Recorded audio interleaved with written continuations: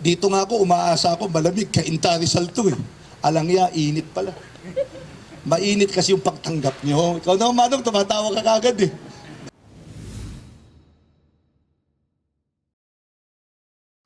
Pangatlo, pabahay.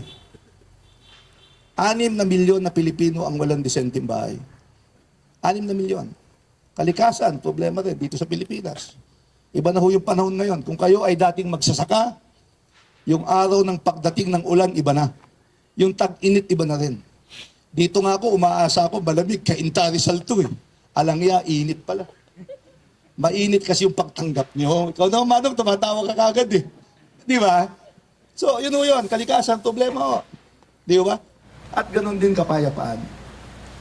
Hindi pwede na nagtatrabaho ka rito, nangangampa ka, baka yung anak mo na aksidente, inaksidente. Di ba? Dapat meron kang peace of mind. Peace and order is very important. Itigil na ho natin yung giyera. 4 years under 4 presidents, peace talk, Communist Party of the Philippines. Muntik ho namin maiuwi si Joma Sison para pumirma ho ng peace agreement. Tinamaan lang ho ng COVID. Naku, COVID. Yung mga pandemyang yan, yung dapat ho natin binapunta. Ilang buwan kayong walang trabaho nung may COVID? 2 taon. Hindi ho ba? 2 taon. Ito po yung mga iniasaan.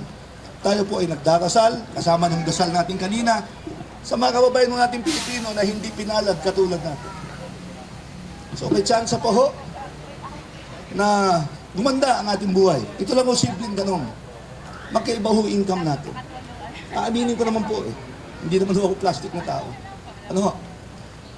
Ako ay pinag-aral ng magulang ko sa isang magandang eskwela.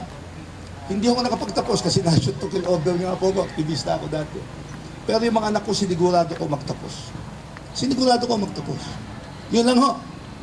Para may diploma sila. Yun ang pangako na hindi mapapako kapag kami ho ang nanalo.